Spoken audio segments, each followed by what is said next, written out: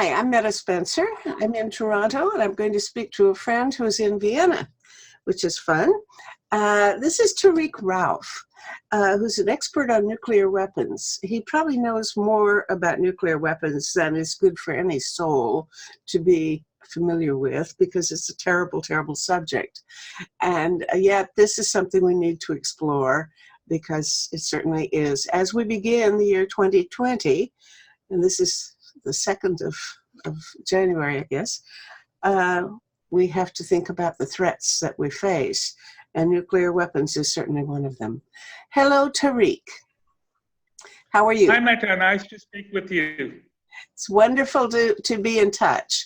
Now then, you are an expert on nuclear weapons, and I would like for you to sort of tell us how you got into that and give us a little short version of your CV as you explain your own career in developing this expertise.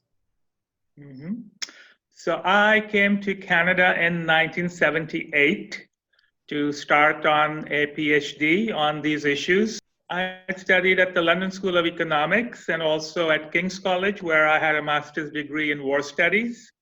And then I came to the University of Toronto and worked with people you know, Franklin Griffiths and Janice Stein. Oh, yes. And I started a PhD program there, and then I got a job in Ottawa in 1986 at the Canadian Centre for Arms Control and Disarmament, which was an independent Canadian think tank based in Ottawa. We got most of our money from External Affairs Canada, but we raised about 40% of our budget in donations from Canadians, from Canadian industry, from direct mail. And we were consulted by the opposition parties when the Liberals were in government. The NDP and the Conservatives would come and talk to us and get briefings. And when the Conservatives were in power, people like Lloyd Axworthy in opposition would come and talk to us. And then when he became foreign minister, we had good connections. So the Canadian Centre for Arms Control, at that time, we also analyzed Brian Mulroney's proposal in 1987 to buy nuclear submarines from Canada, if you remember. At that time, in the Reagan administration, there was pressure on Canada to join Star Wars. Now, my memory is a little unclear on that. We didn't buy submarines then, but later somebody else bought used submarines, right? Secondhand submarines. Yes. So the Conservatives under Brian Mulroney wanted to buy nuclear submarines. 10 to 12 nuclear submarines. Okay. And we pointed out that this was way beyond Canada's budget. If we bought nuclear submarines, we wouldn't have $1 left for any more defense spending. Plus, it would be destabilizing. Eventually, Canada bought 4 used diesel submarines from the United Kingdom, but they shafted Canada, and 2 of those diesel submarines were damaged. And we Canadians had to reach into our pockets, use our tax dollars to repair them. Anyway, so the Canadian Centre for Arms Control and Disarmament was wound up in 1995. Was that the outfit that John Lamb was connected with? That is correct, yes. Okay. And there was an independent center that was established after Pierre Trudeau, if you remember, went on a world tour and a strategy of suffocation. So that was the Canadian Centre for International Peace and Security. Right. And it was headed up by, if you remember, Jeffrey Pearson. Indeed, I do. I got a lot of money out of that guy. Yes. So we were the poor relation and Sips was the rich kid in town. But we were freer to speak our mind and truth to power. Whereas Sips, being 100% government entity, had to be more circumspect in what they could say. So after this, it wasn't good enough to save their skin anyway, being circumspect. Eventually they got the axe, didn't they? Yes, they also got the axe. So Canada now is the only G7 country that does not have an independent think tank on these issues based in the national capital. So we have many university think tanks, most of which are funded by the Department of National Defense. And most But of which are very militaristic, as I understand it. yes, yes. So there is CG, the Canadian Institute for Global Innovation, associated with the University of Waterloo, but it is not in Ottawa, the nation's capital, where there are foreign diplomats, where there are members of parliament from all parties, there are senators, there's the media. So an important middle power like Canada, we need to have an independent voice. They do get briefings from the various ministries, but those are generally in support of government policy. Those are generally influenced by what is thinking in NATO, and of course, what the United States and the United Kingdom are trying to influence Canada. Is there a campaign to try to get such a thing reestablished, or is a new one established? Are other people suggesting that this is something Canada needs? Well, I tried to do it because if the first Justin Trudeau government was elected on the 19th of October in 2015, I think. So 19th of October happens to be my birthday. So I sent Justin Trudeau a very nice congratulatory note and asked that he should set up an independent center on these issues in Ottawa, and he could name it in the memory of his father. Never got a reply, and then I was told that there was no interest in setting such a thing up. Yeah. He is, let's say, not in the mold of his father at all on foreign policy issues. He's much more obedient to Washington. Well, yeah. On the other hand, with Donald Trump in office and the trade pressure on Canada, there's a lot of pressure on the government in Ottawa to solve the trade issue with the United States. So then these issues take second or third place, unfortunately. Well, that's true. And they did a fairly decent job, I think. My understanding is that the new trade agreement came out wasn't that different from what we had in the first place. Canadian policy on arms control suffered under the Harper government, where Canada, in my view, lost its independent thinking and really became a clone of thinking coming from Brussels, from London, and Washington. And unfortunately, Justin Trudeau in his first term also did not make a break from this policy. And people do not expect in his second term for Canada to raise its independent voice and to be a middle power, a peace broker, which is our tradition. That's a gloomy prognosis. So in the past, the Canadian government had a fund on which Canadian peace groups could get some small amounts of money, 10,000, 20,000. But most of those monies now are still there in the Department of Global Affairs, but those monies are not being spent on Canadian peace groups and Canadian civil society. Those monies are going to institutions in the United States and Europe. So the government is also actively defunding the Canadian arms control civil society movement rather than supporting them. And these are not big amounts of money, $20,000, $30,000, $40,000, but they've given a couple of million to a very rich institution in the United States. This issue was raised at a meeting of Canadian Pugwash in Ottawa 2 years ago. And Paul Meyer, former Canadian disarmament ambassador, raised this issue with the officials from Global Affairs, but we really did not get a satisfactory answer. I once organized a conference on the lessons of Yugoslavia after that war. Good. Yeah. And that was a good conference. I was able to bring people from Europe, and it was fine. But I haven't seen anything much at all since then. So now, back to your own CV here. We want to look at your career line, because I understand you were at SIPRI, the Stockholm International Peace Research Institute, for a long time. Tell me about that, or whatever. Yes. And IAEA, you were there too.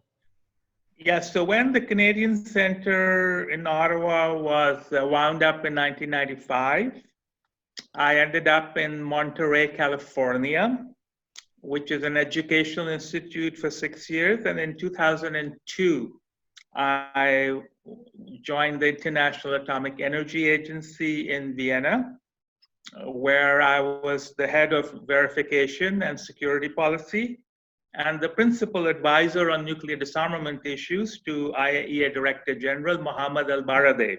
Mm-hmm. He won the Nobel Peace Prize, Mm-hmm. and he opposed the Iraq War. He went to the Security Council in March 2003 and countered the briefing given by General Powell at that time that Iraq had a clandestine nuclear weapon program. And he mentioned that IAEA inspectors had no such indication, which is what was eventually proven after the war. Mm-hmm. So I was at the IAEA from 2002 to 2012. You would have been part of, as a verification expert, you would have been among the people trying to decide whether or not Iraq really did have such things, right? That's right. Iraq didn't. All its nuclear program had already been wound up and destroyed, Mm-hmm. and it was nowhere near a nuclear weapon.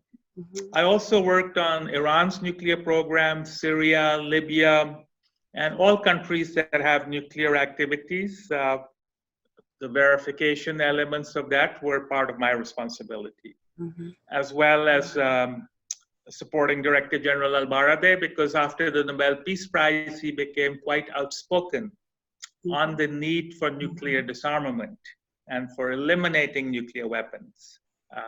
So his term in office ended in 2009.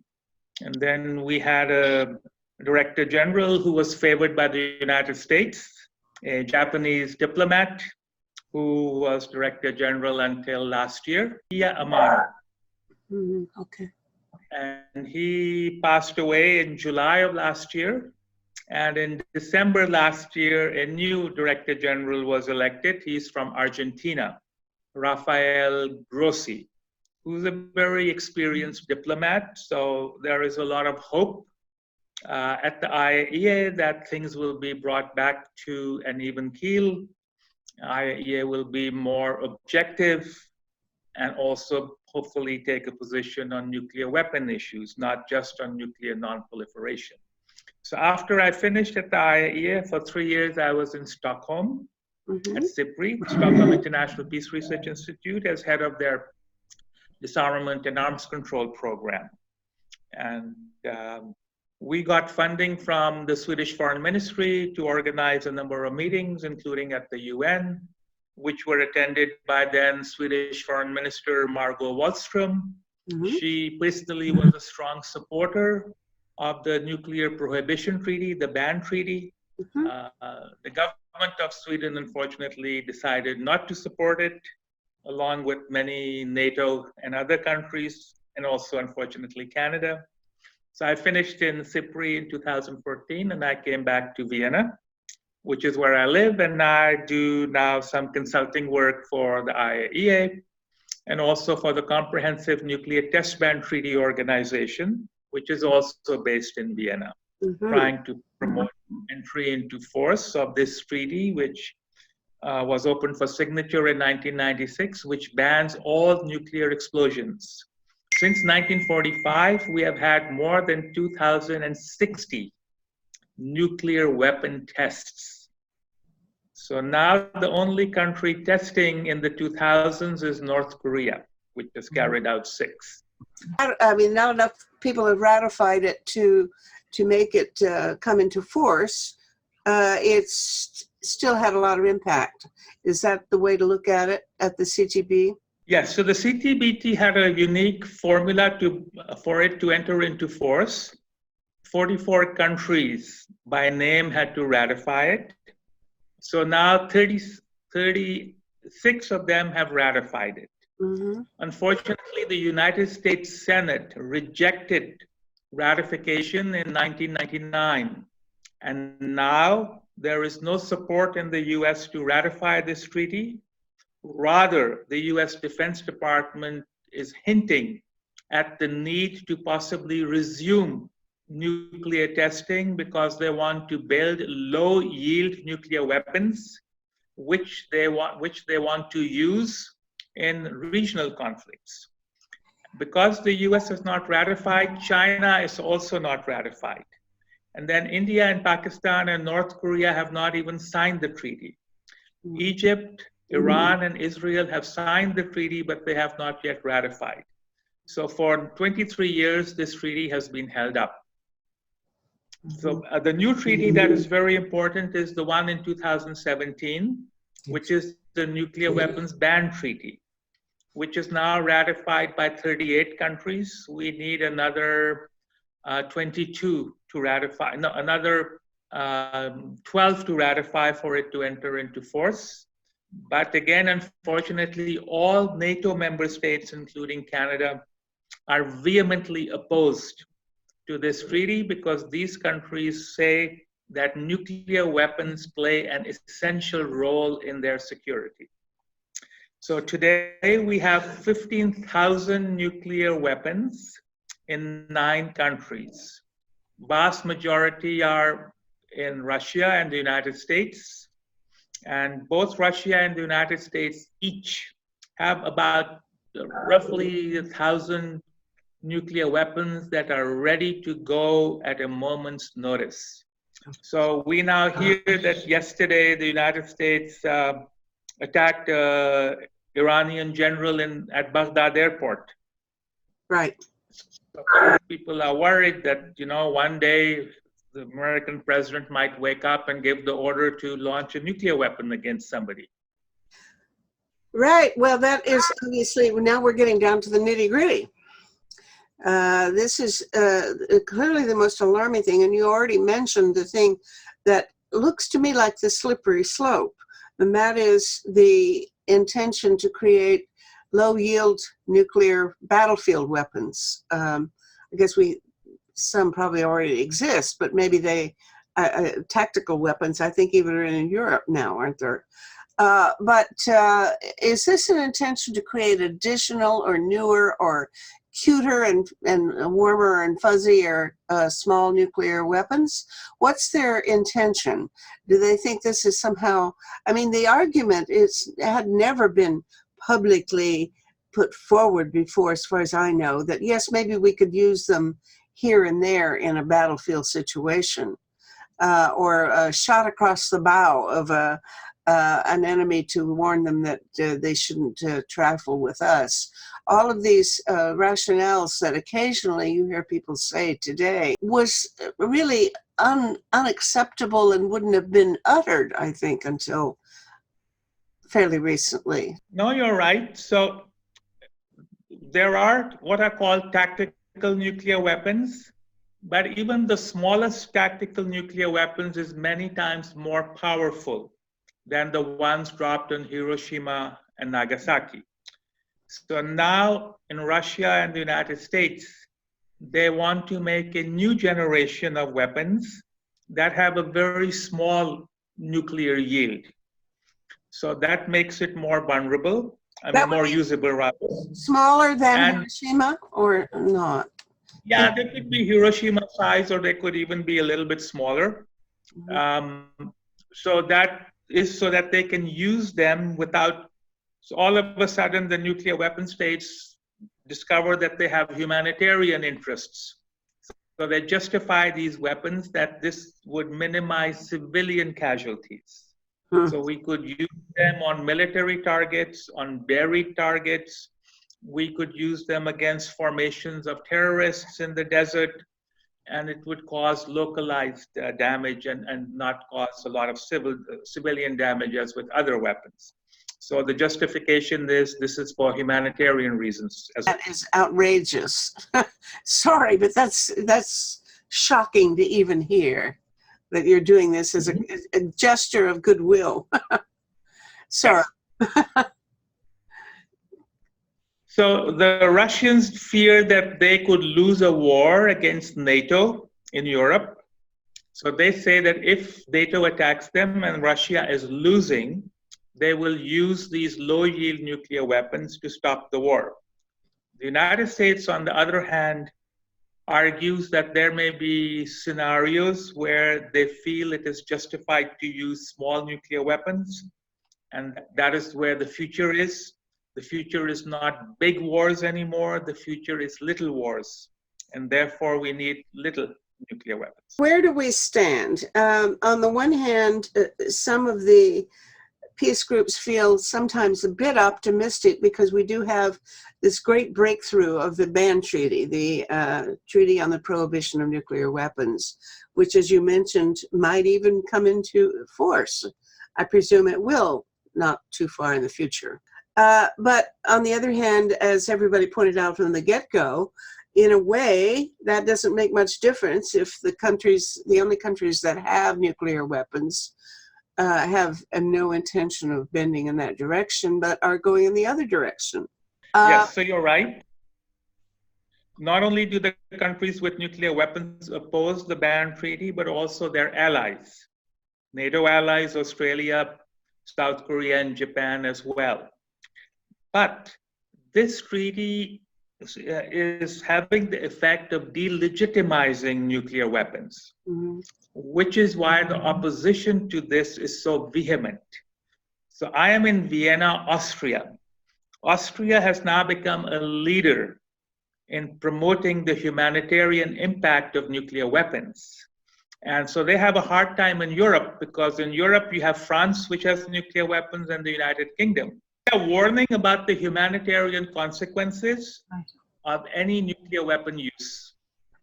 Rather than arguing on strategic grounds whether it's a good idea, whether you'd win more wars that way or not, at least it recalls us to what the what the Pugwash position is. Remember your humanity and forget the rest. Yes. So Austria is warning that any use, even one nuclear weapon that is used, would have more damage than either Hiroshima or Nagasaki, not only to humans, but to also the environment. And they're also supporting the finding of the International Committee of the Red Cross from a few years ago, that no country, not even the most developed ones, have the capacity to deal with the consequences of a single nuclear weapon explosion, because one would need thousands of beds for people who are horribly burned who survived.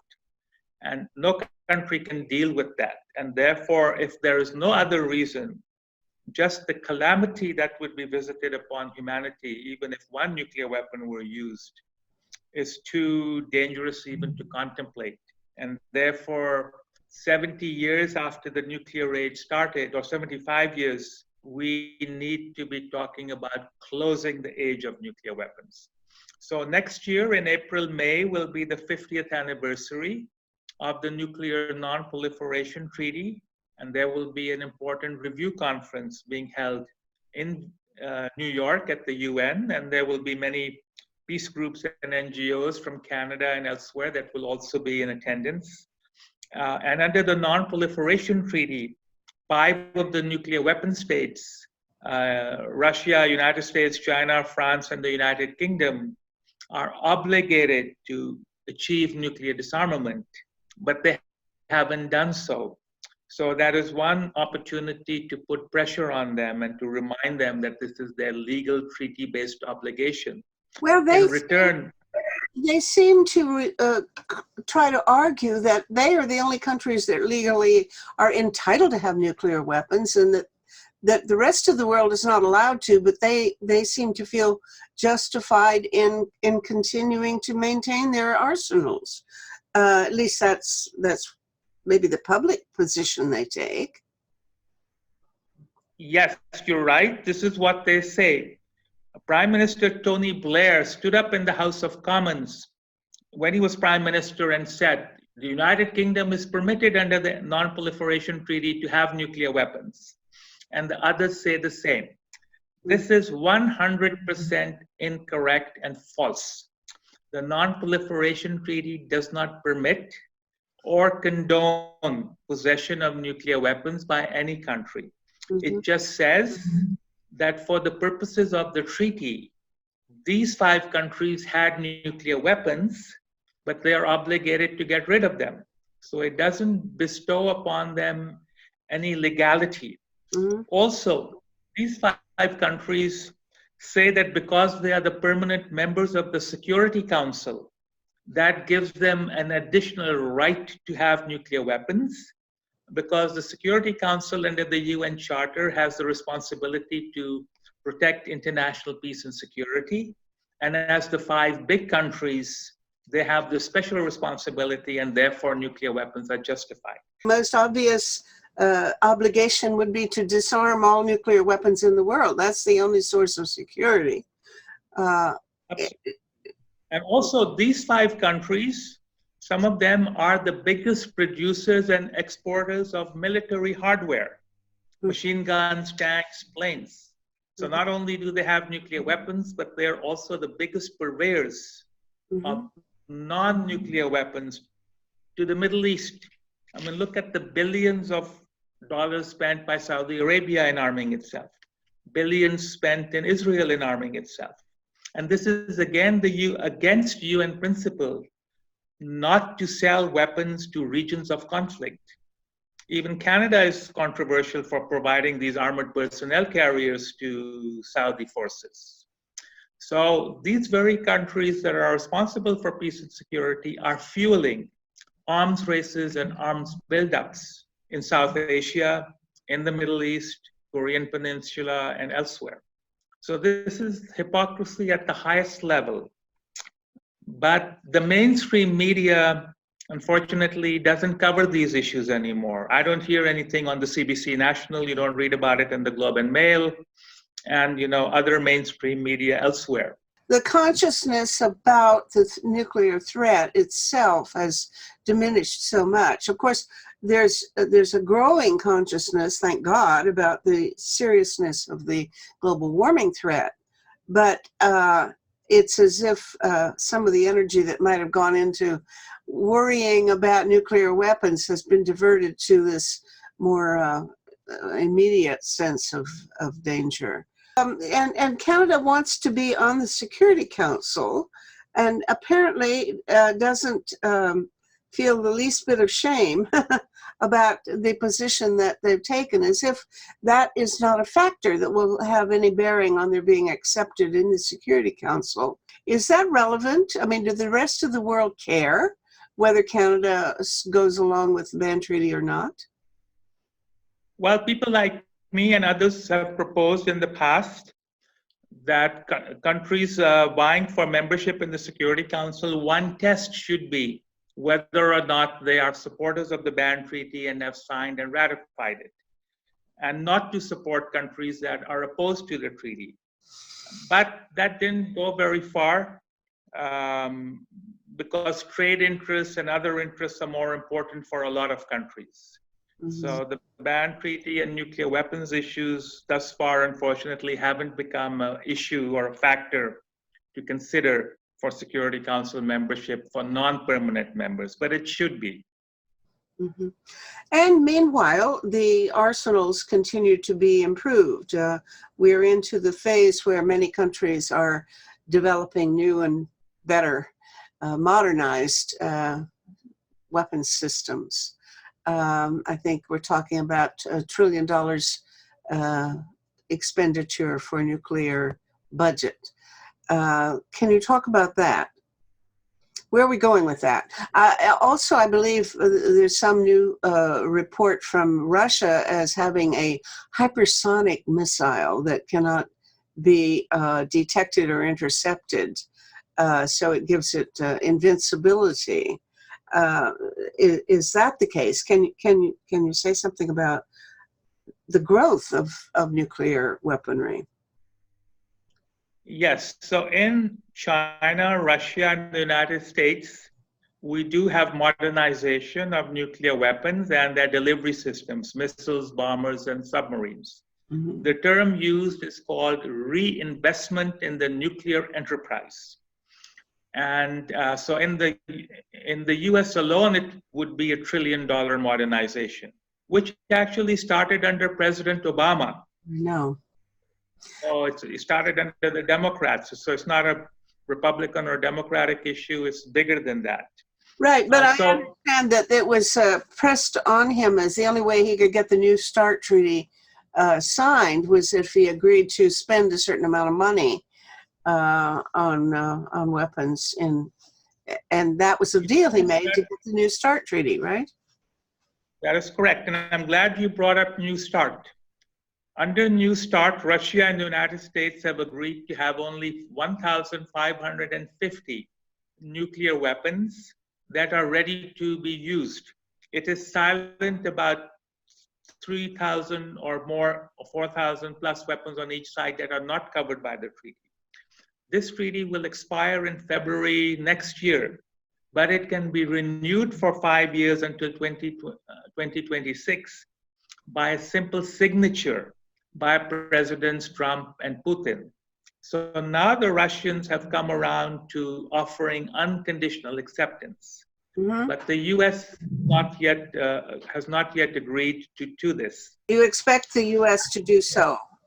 Because I'm shocked that they haven't yet. No, they haven't yet, and at the moment there is no support in the Trump administration to do so.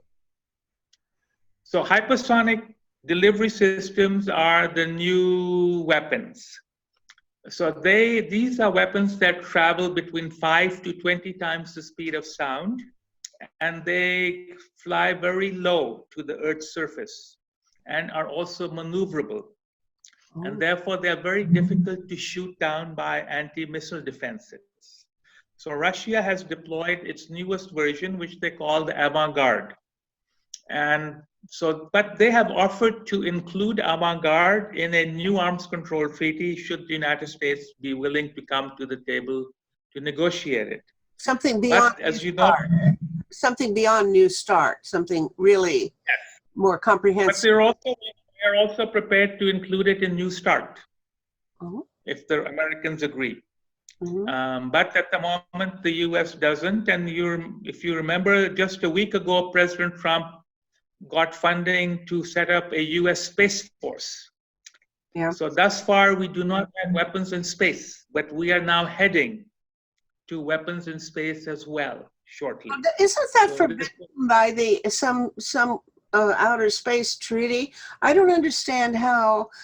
I understand it's already being flouted that they do have things like weapons in space, but isn't there a treaty saying they're not supposed to? And haven't the U.S. and Russia both endorsed that or signed it?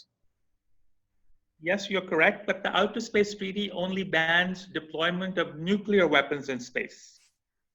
It does not ban the deployment of non-nuclear weapons like anti-satellite weapons, laser weapons, and new technologies of missiles, which are not nuclear. Those are not banned.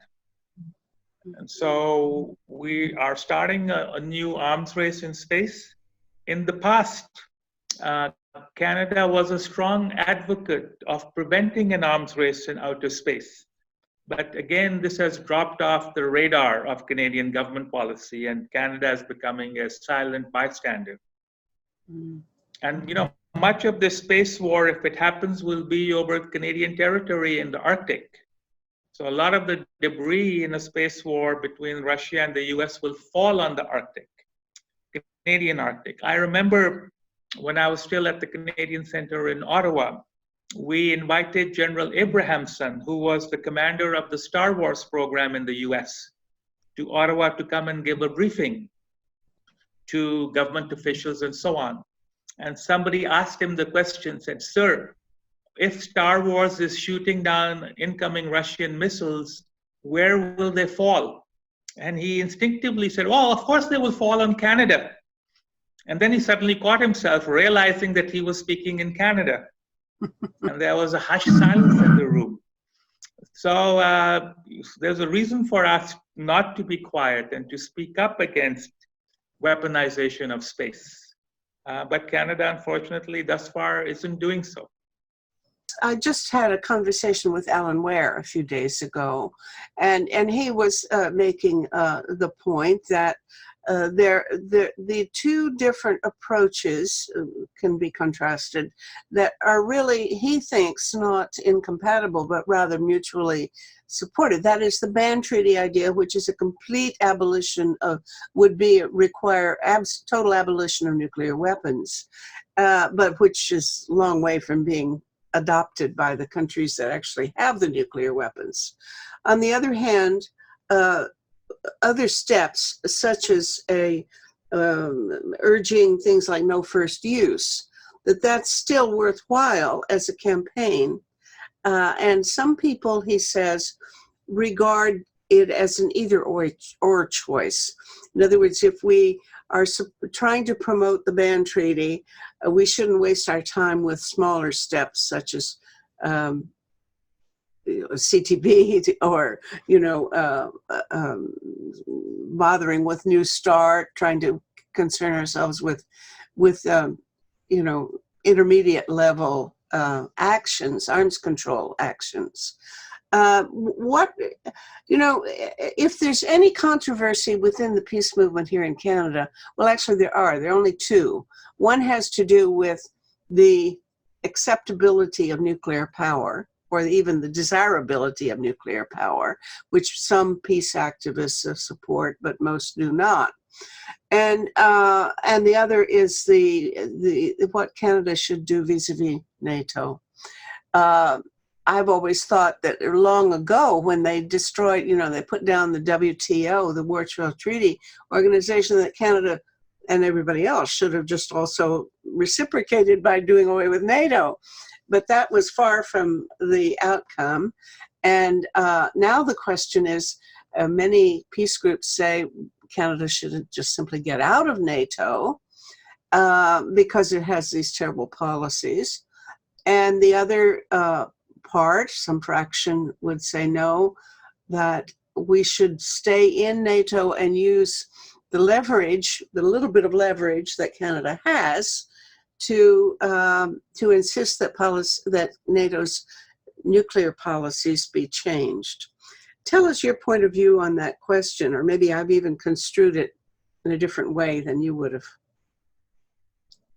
So the ban treaty deeply divided the international peace movement.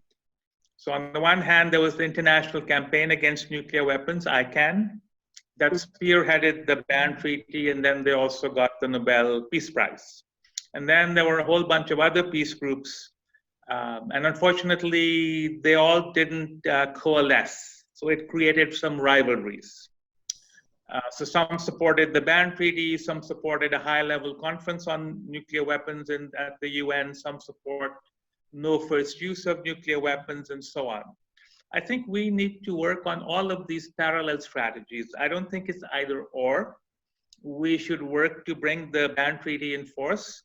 Even if none of the 9 countries with nuclear weapons joins the treaty, once this treaty enters into force, it will still have a powerful effect. And the nuclear weapon states and their allies will find it even more difficult to go to international conferences like the Non-Proliferation Treaty Conference and justify continued retention of nuclear weapons. So it has a powerful delegitimizing effect. No first use means that countries with nuclear weapons promise not to use nuclear weapons first. This meta is like me telling my neighbor that I'm not going to shoot him tomorrow. There is no way of verifying this. It's basically a verbal declaration. Now, of course, a verbal declaration is better than nothing, but I'm skeptical of putting too much energy behind no first use because it's a declaratory policy. Mm-hmm. So we can work in parallel, support the ban treaty, also support no first use. It's better than nothing. So I don't think it's an either or, and I try to advise my friends in the international peace movement that we are all on the same side for the same goal, achieving a world free of nuclear weapons. And if we are fighting with each other, we are detracting from our own efforts. And the countries with nuclear weapons, they do want to divide the peace movement this way. Yeah. With regard to nuclear power and nuclear weapons, I would like to make a bit of a distinction.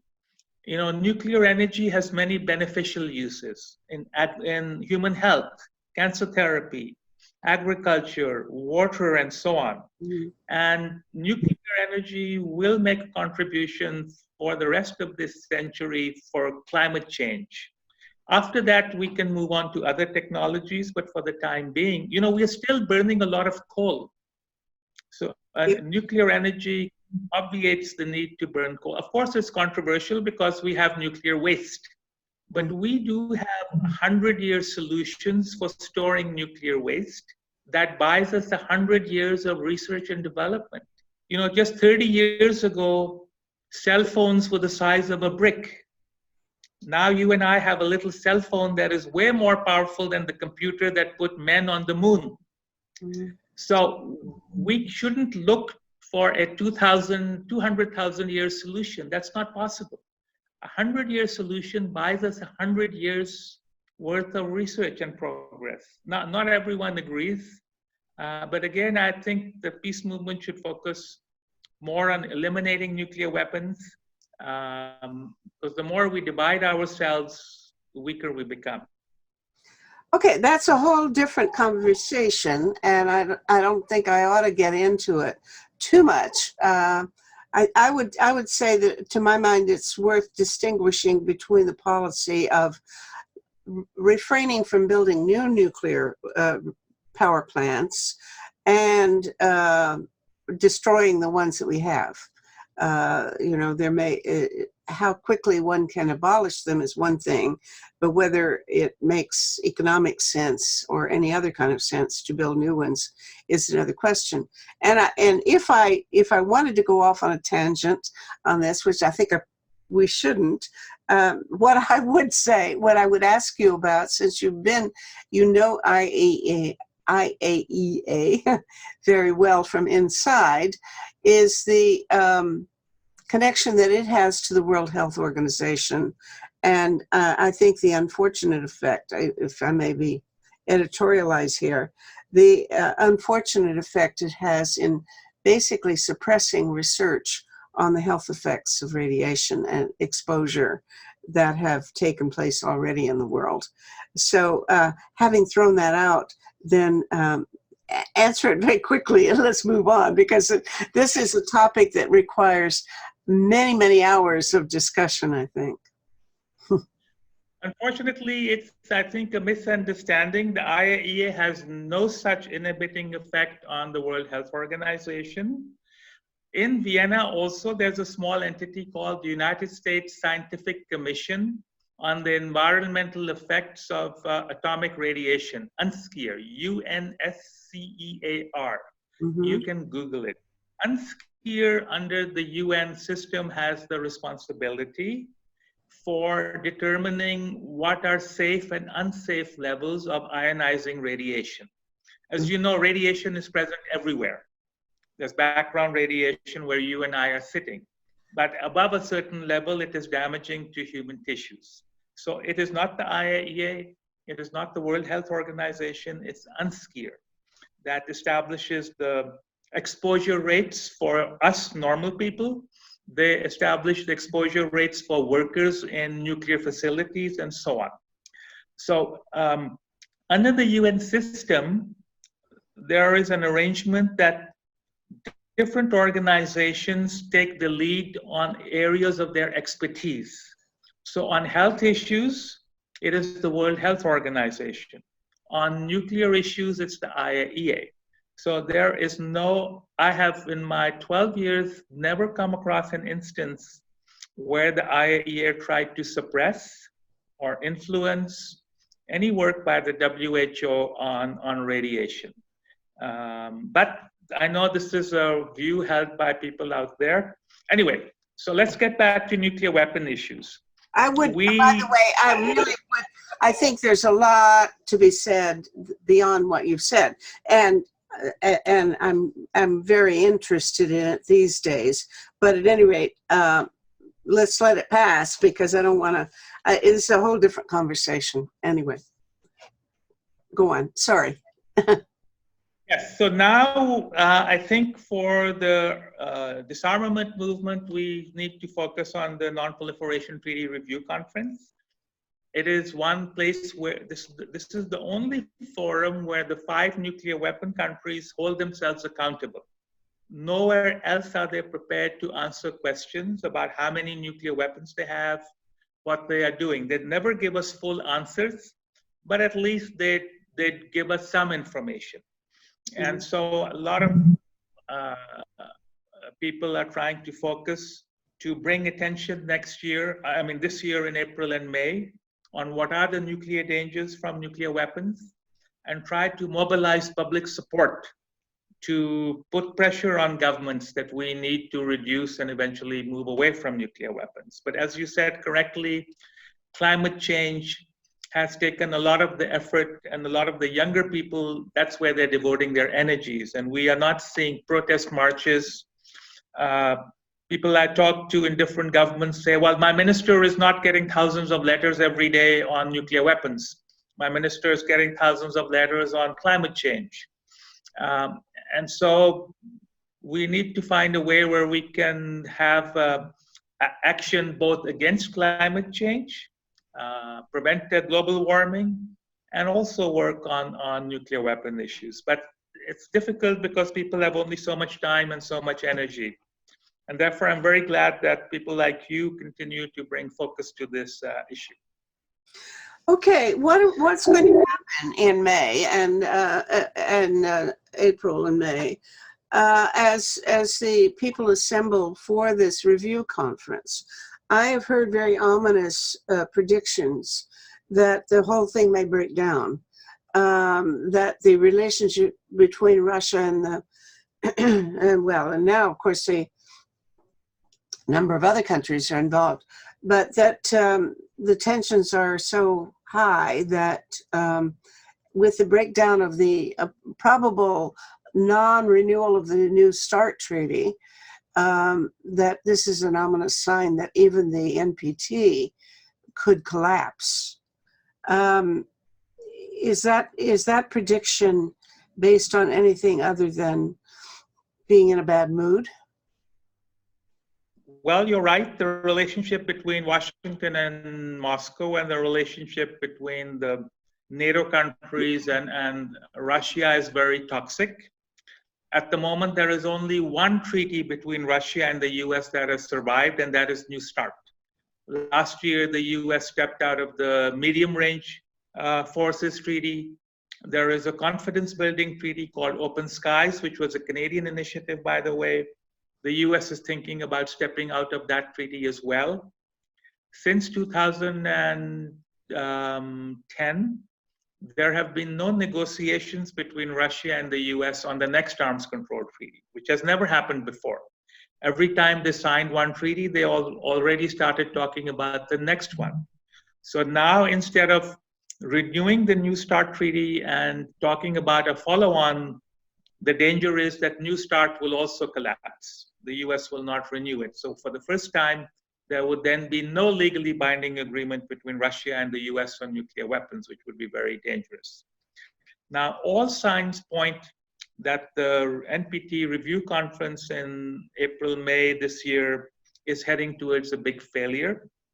Not only are the Russians and the Americans feuding, they're also criticizing each other in the NPT framework, which they never did before, but also for the non-nuclear weapon states, particularly from the developing world, their level of frustration against what they perceive as lack of nuclear disarmament is so high that they feel that having a paper success at the NPT conference is no longer viable. Now, the Non-Proliferation Treaty, in my view, will not collapse if this conference also ends in failure. People will leave with a bad mood, but the treaty will continue. It would be damaged, so to speak. This would be the first time that we would have 2 failures back to back. The normal sequence is 1 successful NPT conference, 1 failure. And also, many non-nuclear weapon countries are very angry that the promises that were made in 2010, in 2000, and 1995 by the nuclear weapon states and their allies on reducing nuclear weapons, on lowering tensions, on having irreversibility of nuclear reductions, has not been delivered upon. Rather, as you mentioned earlier, we are moving in the opposite direction of nuclear modernization. So they say we have held up our side of the bargain. We have not developed nuclear weapons. We accept intrusive verification by the IAEA that our nuclear programs are peaceful and not making weapons. But you on your side, you negotiated and you agreed. We all agreed in good faith, but you never fulfill your promises. So now we have had 3 cycles of promises, which you have not fulfilled. And so why are we going through this charade over and over again? So they feel that they have some leverage. Because it's the 50th anniversary, many Western countries want this anniversary to be a success, to at least paper over and have a ministerial declaration saying all is well. Mm-hmm. But I doubt that that would be sufficient, and I doubt whether we will get such a ministerial declaration. But also I would caution that I don't think the NPT will collapse. Many countries still want the NPT to continue, even though the nuclear weapon states and their allies are not delivering their side of the bargain. And people are looking for better times, hopefully in 2025. By then, even if Trump is reelected, he will no longer be in office. So it's trying to make the best of a really bad situation. Mm-hmm. Okay, well, that is a glass half full from this. In other words, if the thing isn't going to collapse, it'll still hobble on. Is there any kind of place where you do see some promise? Is there any kind of breakthrough anywhere that somebody in Vienna or Geneva could see that I can't see coming from where I'm sitting in Toronto? Well, unfortunately, everyone everywhere is only seeing dark clouds. We're finding it hard to find any sunshine in today's world.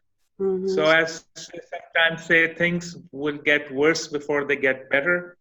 I very much hope that I'm wrong in this assessment, but it's hard to find any glimmers of hope at the moment. Where, countries like Canada, which have had a good record in the past, are asleep at the switch and not willing to stand up, shows how far the situation has deteriorated. I want to go off on a tangent because I've been carrying something around with me about you for years. I remember you gave a talk in Ottawa a couple of years ago, yes, in which you said something surprised me. You are an expert on verification. And of course, one of the big issues for anybody working on nuclear disarmament is whether you could prove that a country had really disarmed, or whether somebody could keep a few in his back pocket and get away with it. And it seemed to me, as I recall, that you said, well, you really can't verify.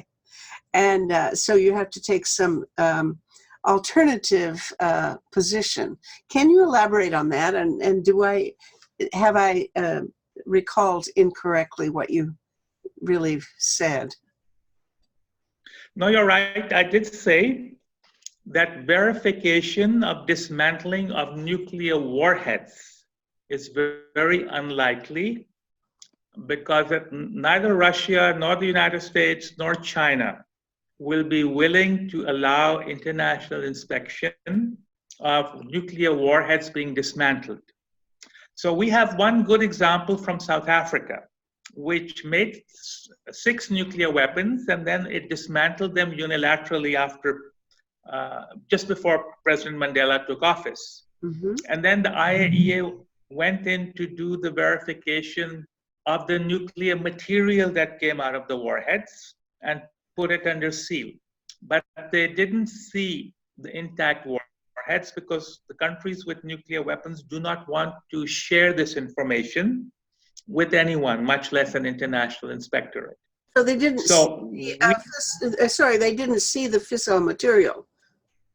they saw the fissile material, and that fissile material is still under IAEA verification. Oh, okay. So if we can nuclear material or fissile material that is highly enriched uranium and plutonium away from use in nuclear weapons, you cannot make a nuclear weapon without highly enriched uranium and plutonium.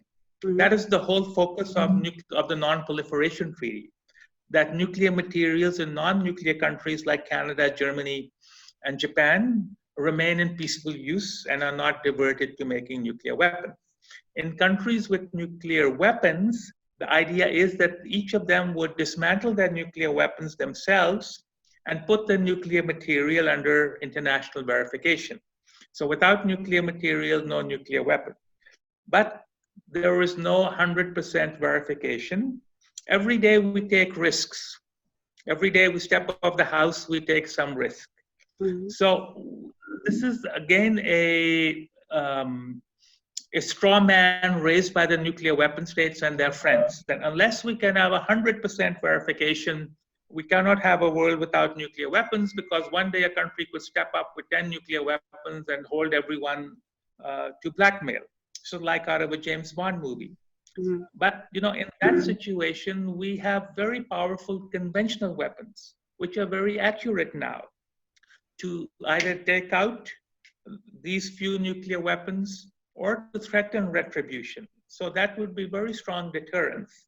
So I do not accept this argument that unless we can have foolproof verification of nuclear weapons disarmament, we cannot make any progress. What about independent groups that want to have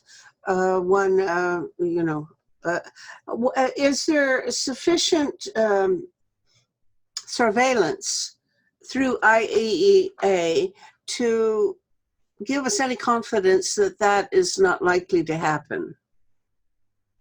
That is a very good point that you have raised.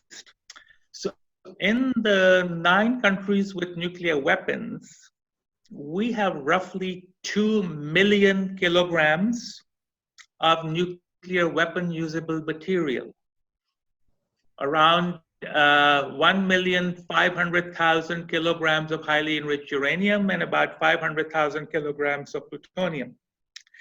This material is completely outside any international monitoring or verification, which is why we need what is called the FMCT, or the Fissile Material Cutoff Treaty, which not only bans the production of material for nuclear weapons, but it also brings the existing stocks of these materials under international verification. You will remember that there were 4 nuclear security summits. The first one was held by President Obama in Washington in 2010. There was one in South Korea in 2012, and the Netherlands in 2014, and then the last one, 2016, again in Washington. And President Obama said these nuclear security summits are to lock up the world's dangerous nuclear materials. But these summits, which were attended by 50 countries, including Canada, only touched upon 17% of nuclear material in the world, which is already under IAEA verification.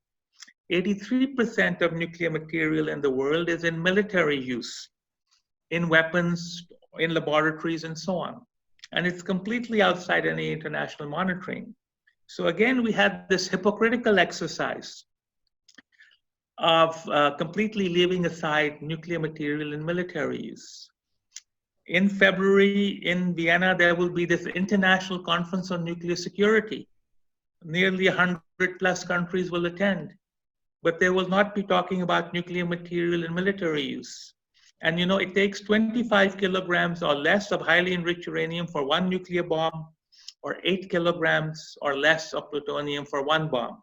And we have 500,000 kilograms of plutonium and roughly 1,500,000 kilograms of highly enriched uranium and 500,000 kilograms of plutonium out in the world.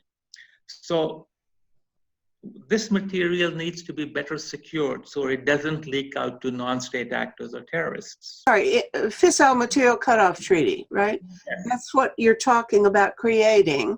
And I believe that Canada has said that they want to if they're going to do anything worthwhile, that's what they think is what they're going to pay their dues by supporting.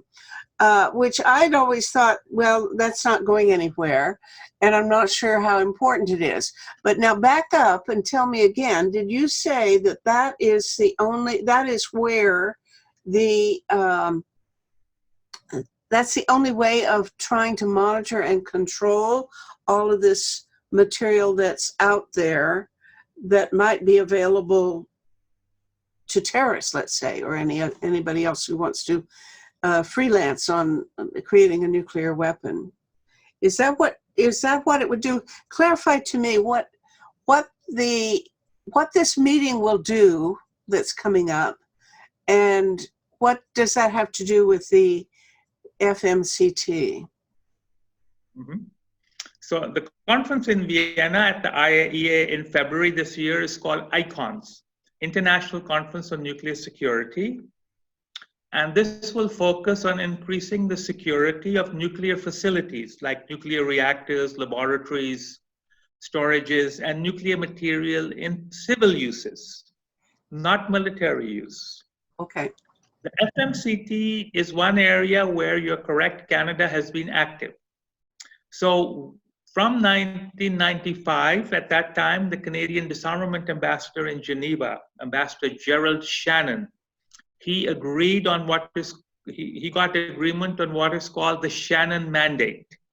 The Shannon Mandate, agreed in March 1995, is that countries negotiate a treaty banning the production of fissile material, nuclear material for nuclear weapons. Then the question is, yes, but what about existing stocks of nuclear weapon usable material? So we want to turn off the tap. No material is being produced, but the bathtub is already full. Do we also want to drain the bathtub? And that is what has held up these negotiations since 1995. Some countries only want to ban future production and not touch existing stocks of 2 million kilograms of nuclear material in the military field. There are other countries who want to turn off the tap, no further production, but also bring transparency and accountability of the military material that is already in existence. So there is no agreement. So Canada, to its credit, has chaired two high-level working groups. One was chaired by Canadian Ambassador Heidi Hewlin. She's the Canadian ambassador now in Vienna to the IAEA. And a previous working group was also chaired by Canada. But these working groups produced reports that basically reflect the differences in views. These high-level working groups were not able to bridge the gap between those who want only to ban future production and those that want to ban future production plus deal with existing stocks. So Canada continues to support this, but until we can solve this problem, we are not going anywhere. Mm-hmm. Okay, well, that's enlightening, but not particularly encouraging. And unfortunately, that's the note on which we have to end this. We've talked for more than an hour, and I am extremely grateful to you.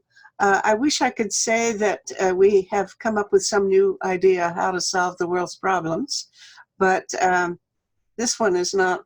This is to be continued, right?